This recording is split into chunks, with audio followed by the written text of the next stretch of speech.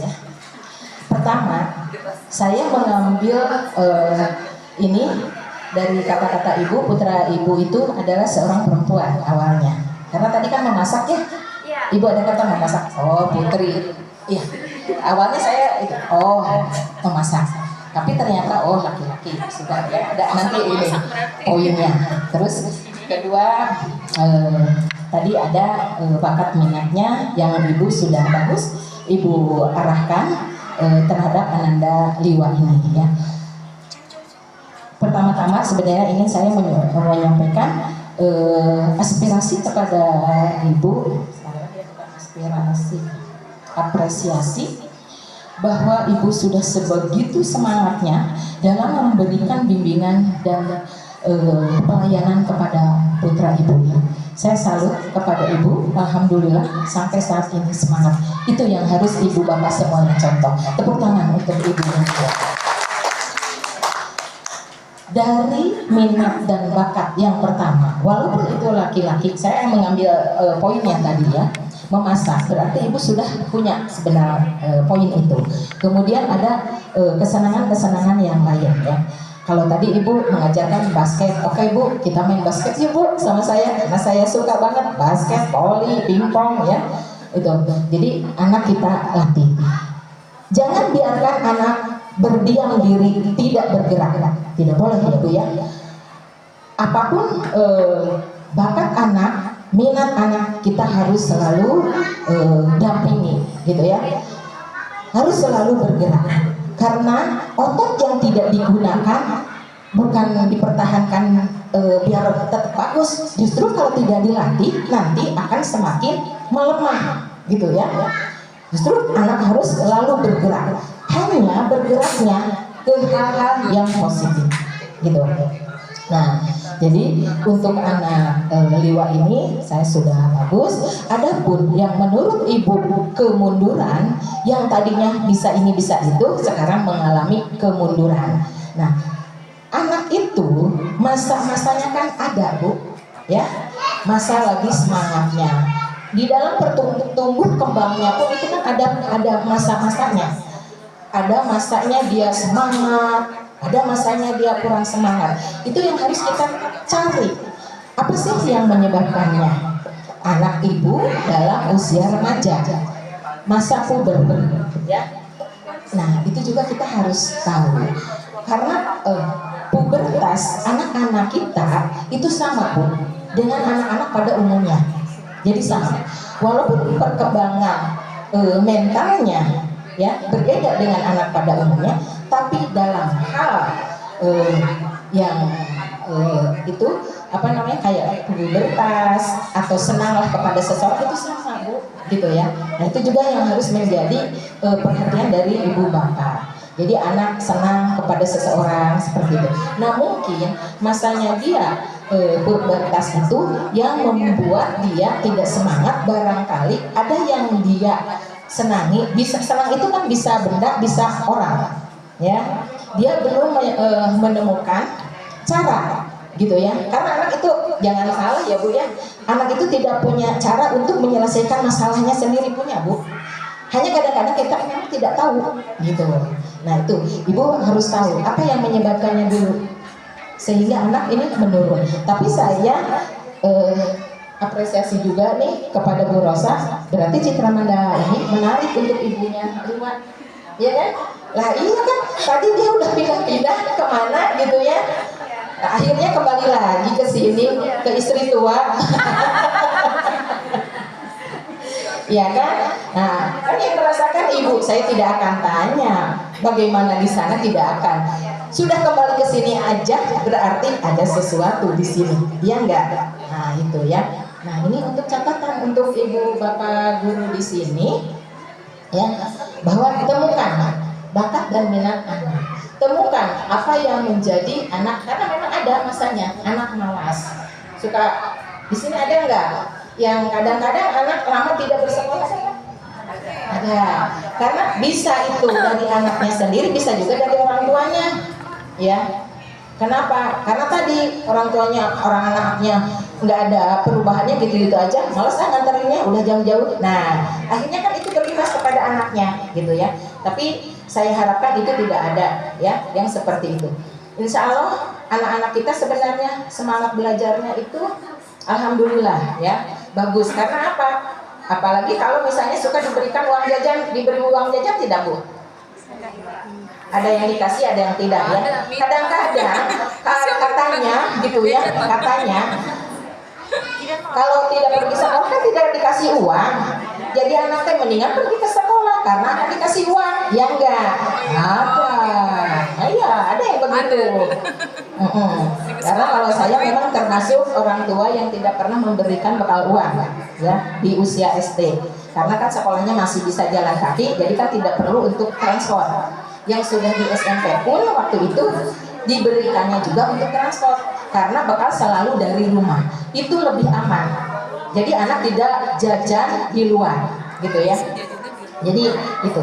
Dan yang ketiga saya kan lupa. Tadi kan ada 3, satu lagi.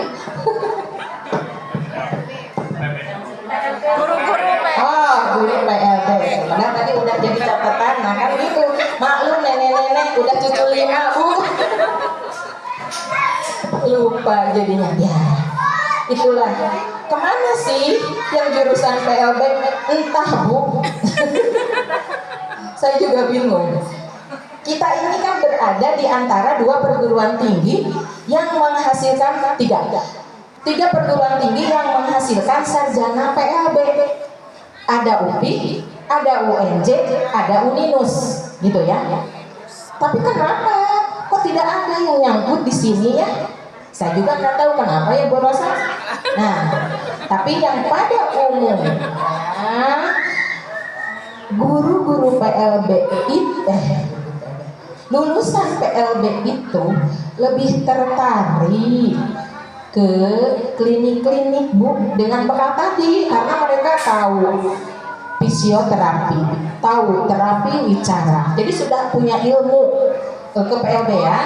Mereka ada semacam latihan kurang lebih selama 6 bulan itu untuk menguasai kayak SI gitu ya, terapi wicara dan lain. Itu akhirnya larinya ke klinik-klinik terapi. Kenapa? Ya, Ibu bisa tahu sendiri ya. Karena honor di SDB berapa? Itu kan sudah tidak menutup mata karena saya ya sebagai pengawas saya tahu betul ya honor di SDB berapa gitu ya. Kalau di klinik itu kan per jam hitungannya.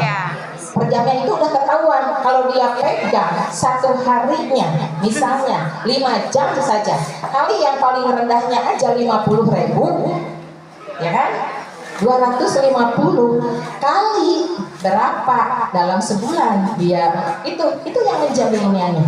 Saya juga heran kenapa sih gitu ya. Itu yang menjadi catatan untuk kepala sekolah dan ibu komite. Itu mah kedinasan ya, jadinya ngomong saya udah mantan, soalnya mantan pengawas.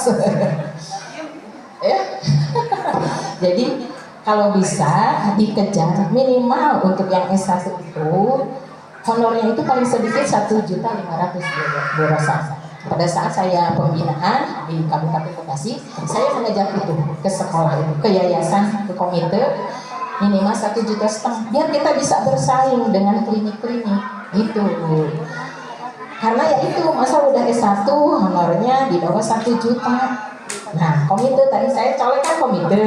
Nah, komite bekerja sama kan dengan orang tua atau donatur yang lain supaya honor guru-guru kita jadi seksi gitu. Sehingga guru-guru PLB mau mengajar anak-anak kita. Itu Bu yang menjadi persoalan seperti itu.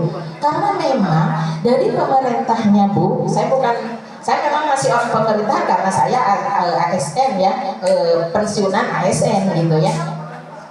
Untuk yang di swasta ini, guru PNS itu memang sudah dikurangi. Tidak ada lagi bantuan untuk yang PNS di sekolah swasta. Sekolah swasta itu harus mandiri, gitu ya. Jadi memang betul-betul harus bonafit sekolah swasta itu, gitu. Jadi yayasan bekerja sama dengan orang tua. Karena kalau menurut tadi ya, saya sudah menyampaikan, idealnya di sebuah SLB itu tadi ada teamwork kan, saya bilang ya, udah saya sebutkan tadi ya, diantaranya tadi ada 4 yang saya sebutkan. Itu kan adalah tim ahli yang profesional.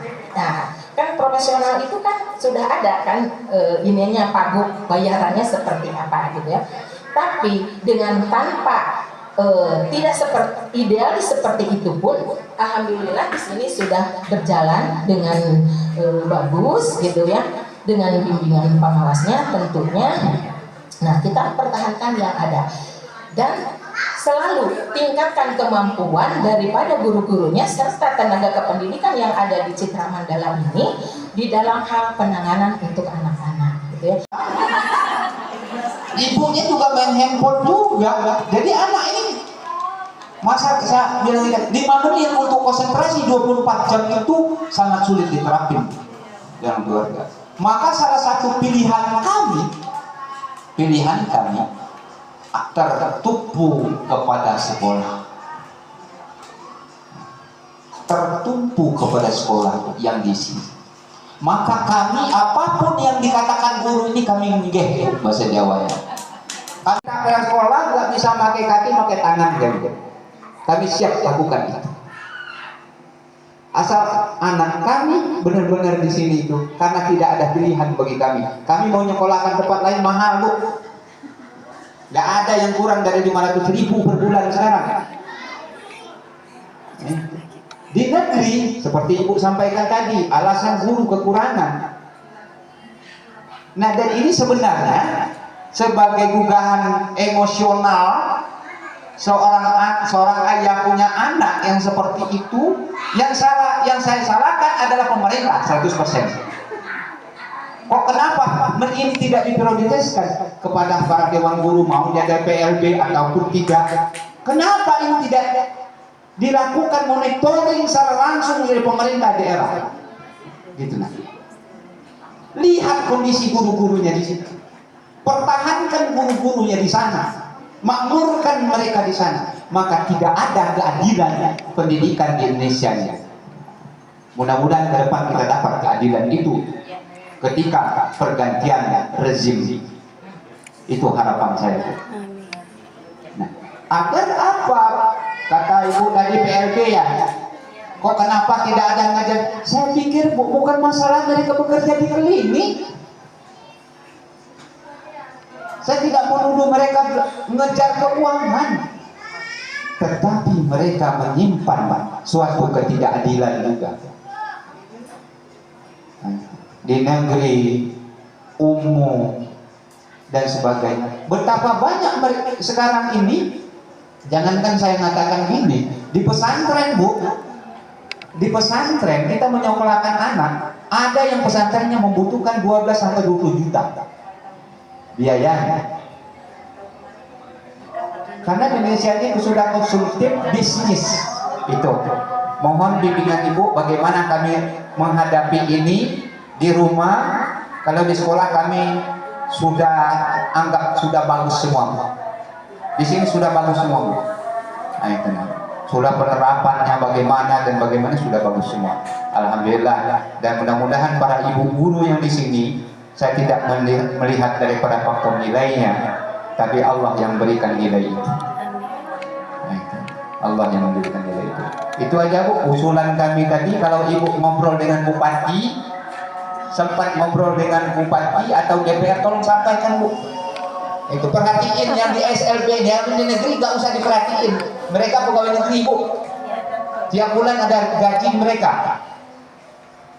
Itu tolong sampaikan kalau ibu punya kesempatan atau kebetulan ketemu apapun ataupun calon-calon dewan yang akan sebentar lagi keliling ini kan.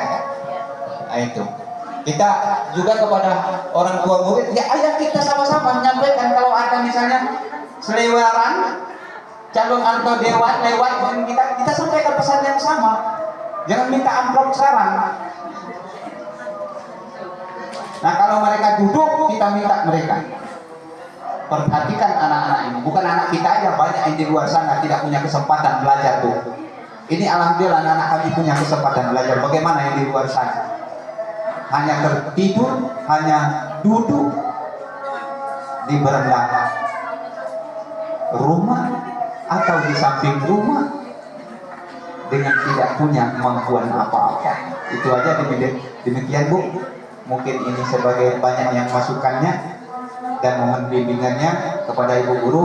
Sekali lagi terima kasih Ibu Kepala Sekolah, walaupun sampai gering-gering Ibu Kepala Sekolah, pening kepala sekolah kami Bu, mikir Geraknya di sekolah tadi Bapak sudah sangat yakin sekali dengan sekolah. Terima kasih.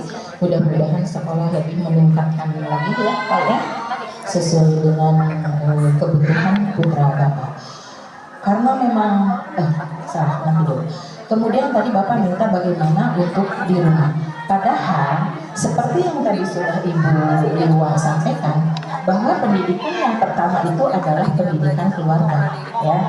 Yang pertama itu adalah keluarga, terutama ibu, ya, betul, terutama ibu. Yang Bapak tadi pertanyakan adalah pada saat anak pubertas, ya kan? Bagaimana? Apakah itu hanya seorang ibu saja? Padahal itu anaknya juga laki-laki, gitu ya. Kalau untuk seorang ibu mau merawat anak laki-laki sebenarnya tidak jadi masalah Pak, bisa saja. Walaupun ke hal-hal yang sudah sensitif untuk anak, saya rasa tidak jadi masalah ya kalau ibu-ibu mah, gitu ya. Karena saya sebagai guru juga, saya menangani anak laki-laki yang sudah dewasa, gitu ya. Alhamdulillah.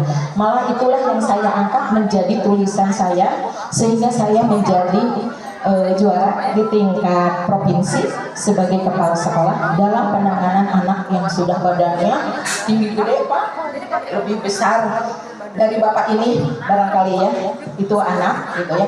Itu yang membawa saya ke tingkat nasional mengikuti lomba kepala sekolah berdedikasi gitu. Bagaimana saya menangani itu anak laki-laki dari ya secara pribadi Pak, karena tadinya anak tidak bisa menggunakan celana dalam. Urusan siapa itu Pak? Urusan guru laki-laki? Enggak. Jadi itu saya sampai akhirnya anak bisa bercelana dalam karena ditangani di rumah sama ayah dan ibunya sudah tidak bisa, gitu ya. Akhirnya saya ini di sekolah, saya berdua dengan guru kelasnya, akhirnya anak bisa bercelana dalam. Tadinya enggak Pak, jadi nggak mau pakai celana dalam.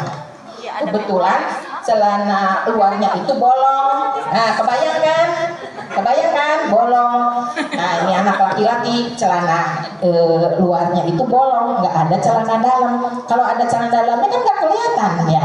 Nah ini, nah kan anak-anak yang perempuannya kan teriak-teriak. Nah, nih, jadi ini si kepala sekolah nih mikir, aduh gimana gitu kan. Akhirnya saya bersama dengan guru sampai alhamdulillah akhirnya anak bisa bercelana ya. Tapi sekarang anak sudah almarhum Pak ya. Itu yang menjadi saya selalu memberikan gambaran karena ya saya berawalnya dari pengalaman kalau saya. Jadi tidak, kalau ini kan tadi kan teori gitu ya, disesuaikan gitu kan dengan kenyataan di lapangan. Tapi pada prakteknya memang menghadapi dari setiap anak-anak ini adalah berbeda per kasus ya. Walaupun sama disabilitas grahitanya, tapi pasti ada yang membedakan anak tersebut. Nah, soal tanggung jawab itu tanggung jawab berdua Pak, bukan bapak saja untuk anak yang laki-laki, bukan ibu saja yang untuk anak perempuan, sama-sama. Karena tetap nanti yang akan jadi figur ayah kan ayahnya, bukan ayah tetangga kan. Nah, gitu ya, ibunya pun sama begitu. Nah, kalau untuk yang bapak-bapak ke yang perempuan sebenarnya secara hubungan ini sebenarnya juga tidak jadi masalah sebenarnya harusnya. Tapi tadi kadang-kadang kan takut ada sesuatu. Nah, tadi kan saya menggambarkan ya di sekolah saja. Kalau dia gurunya laki-laki, anaknya perempuan gitu ya. Orang tuanya tidak menunggu di sekolah. Ada kebetulan anak harus ke belakang. Kebetulan anak juga belum bisa. Nah, gitu. Ya kan didampingi oleh guru yang perempuan kan gitu. Nah, dan memang tapi di sekolah pun timbul permasalahan karena tadi kurang guru ya kan. Nah, kembali lagi kurang guru. Pada saat kita membimbing anak ke belakang, anak-anak ini kan ditinggalkan. ya kan? Padahal anak ini kan tidak semuanya bisa duduk manis, ya kan? Anak masih ada yang keluar masuk dari bangku, bahkan mengganggu temannya, misalnya. Nah kan nanti malah jadi kacau kan di kelasnya. Memang seyogyanya di setiap sekolah itu ada guru piketnya, atau juga semacam orang yang untuk sementara menggantikan fungsi gurunya di dalam kelas, hanya mengawasi aja supaya anak jangan sampai ribut di kelas gitu. Karena ke belakang itu adalah kesempatan guru untuk memberikan pembelajaran penanganan toileting namanya. Karena kan tadi ADL itu ya, ada diantaranya bagaimana dia menggunakan toilet, bagaimana dari mulai celananya dibuka, dia mengeluarkan sesuatunya sampai dia kembali lagi rapi ke dalam kelas gitu kan, seperti itu. Jadi di rumah pun adalah tanggung jawab bersama ya Pak ya gitu. Kalau soal main HP, ibunya main HP, kalau lagi ngurusin yang bapaknya bapaknya main HP, pada saat ibunya yang ngurusan, siapa yang salah? HP Pak, buang itu HP, betul nggak? Jangan keluarnya ya itu. Jadi jangan sampai kita ini oleh HP yang sekarang begitu ya. Lebih baik ketinggalan suami di rumah ya atau istri di rumah daripada ketinggalan HP ya enggak. Apalagi kalau di HP-nya ada apa-apanya, dikunci itu HP, bukan saya.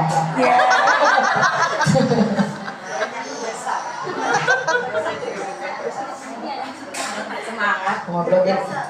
Satu lagi apa ya tadi Pak? Udah, Bapak terpesona melihat saya nih. Gitu ya. Tapi kalau yang sudah ada kan enak sebenarnya. Hanya untuk meningkatkan saja. Tapi kalau yang baru kan dari awal lagi gitu. Jadi yang ada ini dipertahankan. Jadi kerjasama yang baik antara orang tua, stakeholder yang lain gitu ya, dengan sekolah. Seperti itu mungkin jawaban kebiasaan ya. Jadi pada saat kita memberikan HP itu harusnya kita memberikan batasan-batasan ya. Boleh digunakan pada saat ini. Biasanya mengambilnya pada saat waktu libur saja. Biasanya ya gitu. Atau di hari-hari biasa, misalnya pada saat kita ada di rumah gitu. Nah, sehingga kita bisa mengawasi. Tapi karena ini sudah terlanjur, sama itu lingkungan juga, teman-teman di rumahnya itu kan keluar rumah pasti main HP. Iya, rata-rata. ya. Nah, memang paling dominan, yang paling ganggu pendidikan kita adalah lingkungan di sekitarnya.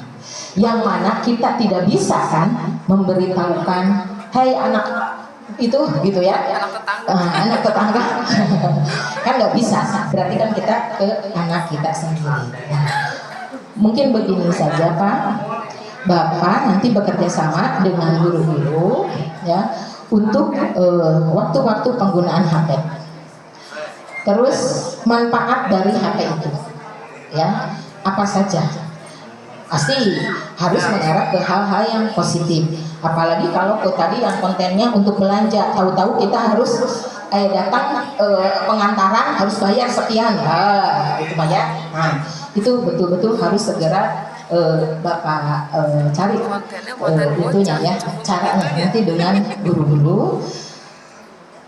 Kasih pengertian kepada anak bahwa setiap keluarga itu berbeda kan tingkat jelas ya, kalau ekonomi, kemudian kebutuhan sebetulnya kan belum tentu yang diperlukan dia semuanya digunakan yang dia checklist itu kan.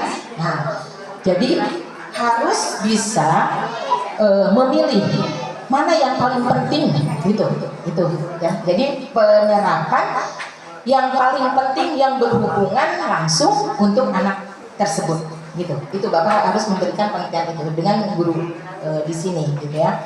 Sehingga anak bisa membedakan tadi bahwa setiap orang itu berbeda, penerimaan keuangannya, kebutuhannya masing-masing berbeda. Nah, seandainya kok dia bisa, tadi kata Bapak kan begitu ya, itu tadi penjelasannya tentunya dengan bahasa yang sangat sederhana yang bisa dimengerti oleh anak. Meninggal ibunya Pak, Oh, berpisah. Bapak salut ya. Bapak sabar dengan putri Bapak. Insya Allah Bapak. Ibu Bapak dengan putra putri yang disabilitas ini, kan Allah sudah menjanjikan surga untuk kita ya. Insya Allah. Ya, kita. Jadi tingkatkanlah kesabaran kita. Jadi Bapak harus tahu keinginan putri kita ini seperti apa. Karena bisa saja itu sebagai cari perhatian dari Bapak. Bapak bekerja, pergi kan di rumah anak dengan siapa? Ya kan dia anak pinter kan, nenek udah nggak paham gitu kan. Nah berarti itu. Tapi pelan-pelan ya, dengan bahasa sederhana yang bisa dimengerti oleh anak. Gitu ya. Nanti Bapak bekerja sama saja dengan guru-guru ya, mudah-mudahan bisa membantu. Itu ya Pak ya. Sudah? Sudah.